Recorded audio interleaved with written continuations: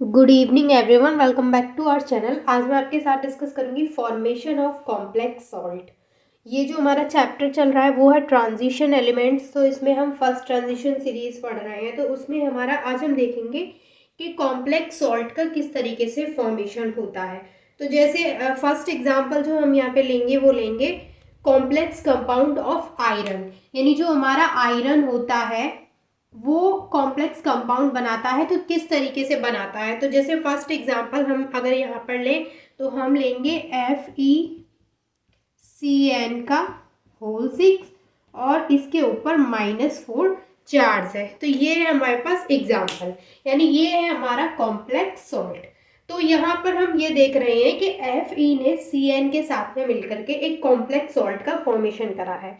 तो जो हमारे ट्रांजिशन एलिमेंट्स होते हैं वो कॉम्प्लेक्स सॉल्ट का फॉर्मेशन तो करते ही हैं, लेकिन इस तरीके के क्वेश्चंस अक्सर एमसीक्यूज में या फिर सॉल्व करने के लिए भी डायरेक्ट आ जाते हैं कि इसको किस तरीके से सॉल्व करेंगे। ये तो हमें पता है, जैसे यहाँ पे आयरन का ये हो गया कॉम्प्लेक्स सॉल्ट, वैसे ही निकिल का, कोई भी मेटल हो सकती है, क्रोमियम हो सकती है। तो यहाँ पे इस तरीके के क्वेश्चंस को सॉल्व कैसे करते हैं, तो सबसे पहले हम इसको सॉल्व करने के लिए हमें निकालना आना चाहिए उसका ऑक्सीडेशन स्टेट। तो यहाँ पे हमें क्या पता होना चाहिए, जो हमारा Fe मेटल है उसका ऑक्सीडेशन स्टेट क्या है। तो उसका ऑक्सीडेशन स्टेट पता कर, जिसका भी हम ऑक्सीडेशन स्टेट निकालते हैं तो यहाँ पे हम इसका ऑक्सीडेशन स्टेट निकालेंगे। तो जिस किसी का भी हम ऑक्सीडेशन स्टेट निकालते हैं उसको हम X मानते हैं, और जो हमारा साइनाइड आयन होता है यानी जो Cn होता है उस पर -1 चार्ज होता है।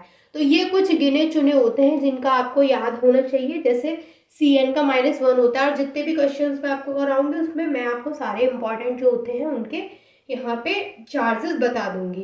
तो यहाँ पे जो Cn है उस पर -1 चार्ज होता है, तो हम इसका Fe का यहाँ पे कैसे निकालेंगे, जो Fe है उसको हम मान लेंगे X, क्योंकि उसका तो हमें पता नहीं है। ठीक है, और हमें पता है कि Cn पे होता है -1 चार्ज इनटू जो यहाँ पे नंबर है, जैसे यहाँ पे 5 है तो हम यहाँ 5 लिखेंगे, यहाँ पे 6 है तो हम यहाँ 6 लिखेंगे। इक्वल करके जो भी हमारा पूरा कॉम्प्लेक्स है उसके ऊपर क्या चार्ज है उसको करेंगे, तो -4 चार्ज। अब हम क्या करेंगे, x ये हो गया 6 × 1 -6 इक्वल -4। अब यहाँ से हम x की वैल्यू निकालेंगे तो हो जाएगा -4, ये x इधर जाएगा, +6 x इक्वल +2। इसका मतलब यहाँ पर जो हमारा Fe है वो +2 ऑक्सीडेशन स्टेट में है। ठीक है, तो यहाँ पे हमें क्या पता चल गई कि Fe जो है हमारा वो +2 ऑक्सीडेशन स्टेट में है इस कॉम्प्लेक्स के अंदर। तो जैसे हमने ट्रांजिशन एलिमेंट्स पढ़े थे उनकी ऑक्सीडेशन स्टेट पढ़ी थी, तो मैंने बताया था कि जो हमारे ट्रांजिशन एलिमेंट्स होते हैं वो बहुत सारी ऑक्सीडेशन स्टेट शो करते हैं, है ना। जैसे Fe की बात करें तो Fe भी कई सारी एक से ज़्यादा ऑक्सीडेशन स्टेट शो करता है। टाइटेनियम है, स्कैंडियम है, सभी एक से ज़्यादा ऑक्सीडेशन स्टेट वहाँ पे ऑक्सीडेशन नंबर को शो करते हैं। तो हमें वहाँ पे फिर निकालना पड़ता है कि ये, अब हमें कैसे पता चलेगा कि जो Fe है वो कौन सी ऑक्सीडेशन स्टेट में है इस कॉम्प्लेक्स आयन में। तो हमें क्या करना पड़ता है कि इस तरीके से हमें वहाँ पे ऑक्सीडेशन नंबर को निकालना होता है। अब हमें इसका ऑक्सीडेशन नंबर पता चल गया, अब हम इसको इजीली सॉल्व कर सकते हैं। तो सबसे पहले हमें क्या करना है, जो Fe है उसका एटॉमिक नंबर होता है 26। Fe का एटॉमिक नंबर होता है 26। अब हमें पता है कि Fe का एटॉमिक नंबर 26 होता है, और अगर हम इसका इलेक्ट्रॉनिक कॉन्फ़िगरेशन करेंगे तो आप करके देखिएगा, जो इलेक्ट्रॉनिक कॉन्फ़िगरेशन करेंगे तो ये आएगा हमारे पास 2,6,6 और ये 2, ये आएगा हमारा जब हम Fe का इलेक्ट्रॉनिक कॉन्फ़िगरेशन करते हैं। अब क्योंकि हमें पता है कि यहाँ पर जो Fe है वो ग्राउंड स्टेट में है, उस पर कोई भी चार्ज नहीं है, लेकिन यहाँ पर अगर हम Fe की बात करें तो Fe यहाँ पर क्या है, +2 ऑक्सीडेशन स्टेट में है। तो यहाँ पे भी उसका एटॉमिक नंबर तो सेम ही रहेगा, लेकिन उस पर क्या है, +2 चार्ज है। +2 चार्ज का मतलब क्या है कि इसका जो इलेक्ट्रॉनिक कॉन्फ़िगरेशन करेंगे उसके बाद उसमें से 2 इलेक्ट्रॉन, +2 चार्ज है, दैट मीन्स कि 2 इलेक्ट्रॉन्स उसमें से बाहर निकल जाएंगे। तो बाहर कौन से वाले निकलेंगे, यही वाले बाहर निकलेंगे।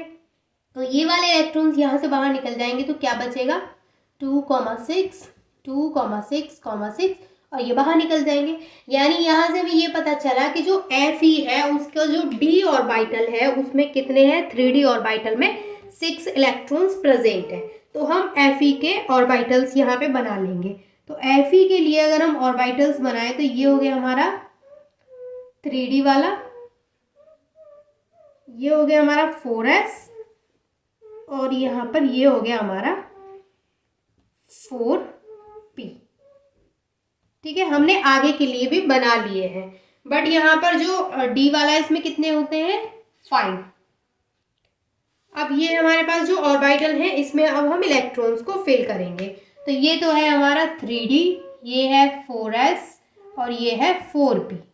अब ये हम Fe2+ के केस में बनाए हैं हमने ये सिर्फ, अभी इस कॉम्प्लेक्स आयन के लिए भी हम बनाएंगे। तो अभी हमें क्या करना है कि जो Fe2+ है उसके 3D ऑर्बिटल में कितने इलेक्ट्रॉन्स है 6 है। तो हम यहाँ पे फिल कर देंगे 1 2 3 4 5 एंड 6। अब यहाँ पर इन ये 2 2 6 2 6 ये वाले जो है इनका हमने कोई यहाँ पे ऑर्बिटल नहीं बनाया है।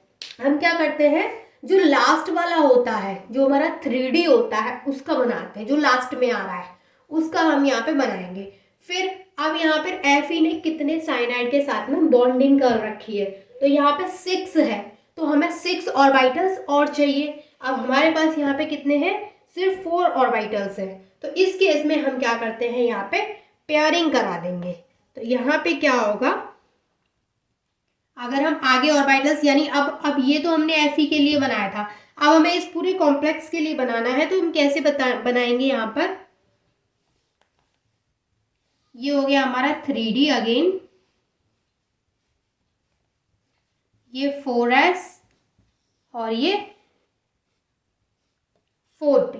अब यहाँ पे क्या होगा, क्योंकि अब हमें पता है कि यहाँ पर हमें 6 साइनाइड, यहाँ पे 6 साइनाइड के साथ Fe ने बॉन्डिंग कर रखी है, तो यहाँ पर क्या होना चाहिए, 6 जो ऑर्बिटल्स है वो खाली होने चाहिए। तो अब हम कैसे बताएंगे यहाँ पे, तो सबसे पहले हम क्या करेंगे, ये जो इलेक्ट्रॉन्स है उनको पेयर करा देंगे। जब हम ये पेयर में हो जाएंगे, यानी ये वाला यहाँ पेयरिंग कर लेगा, ये वाला यहाँ पेयरिंग कर लेगा, तो 2 ऑर्बिटल्स यहाँ पे खाली हो जाएंगे। तो ये 2 कॉलम खाली हो जाएंगे, तो 2 3 4 5 6, तो इस तरीके से 6 कॉलम हमारे पास खाली हो जाएंगे। तो अभी हम यहाँ पे पेयरिंग करा देते हैं।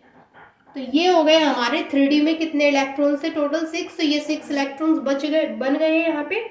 अब ये हमारे पास 6 ऑर्बिटल्स यहाँ पे एम्प्टी हैं। अब इसमें हम किसकी बॉन्डिंग कराएंगे, यहाँ पे साइनाइड। अब ये जो हम ग्रीन वाले मार्कर से शो कर रहे हैं, इसका मतलब है कि इनमें क्या है, यहाँ पे ये CN की बॉन्डिंग है। तो यहाँ से यहाँ तक अगर हम इसका हाइब्रिडाइजेशन बताएंगे, तो यहाँ पे इसका हाइब्रिडाइजेशन हो जाएगा D2sp3 हाइब्रिडाइजेशन, D2sp3 हाइब्रिडाइजेशन।